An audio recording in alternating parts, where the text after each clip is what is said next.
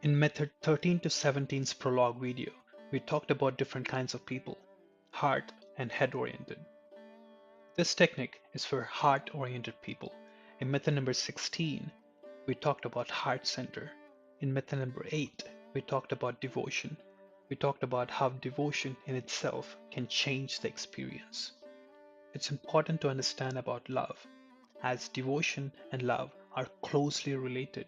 In method number 10, method number 18, we talked about love and about feelings. In fact, method number 10, method number 11, method number 12 are about feelings. I recommend watching them to get a basic understanding of what we are referring to here. Method number 29, devotion frees. In devotion, the other is important than you. You don't believe in sun or sky, isn't it? You know. You just know. That is the trust. In trust, you don't believe or disbelieve.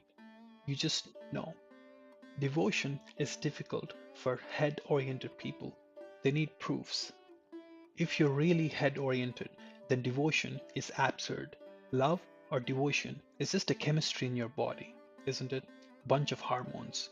Once you say that, once you think about it, there's no love or devotion for you to experience. Love can become devotion. Love is the first step. Only then devotion happens. Love can either fall into bodily sex or it can raise into devotion. We talked about this in method number 10. In love, everyone sees you as being a slave to the other, but you feel freedom sometimes. That's a paradox, isn't it? Well, ego is your bondage. In love, you cease to exist. That is why you would have glimpses of freedom. Love is freedom, but not total freedom. When love becomes devotion, only then total freedom happens. It's like you're in a prison. When your beloved comes, you'll forget the prison. You will feel free, but the prison exists. When it becomes devotion, you will get out of the prison. When you love, you become attached. Understand this. If it is love, there is no attachment. You're calling it love. You're fooling yourself. You might talk about freedom, but deep down, you want to be a slave. You're scared of freedom. You're lonely. You need someone to share your ideas, thoughts, your desires. So, you use love as bait to catch the fish called attachment.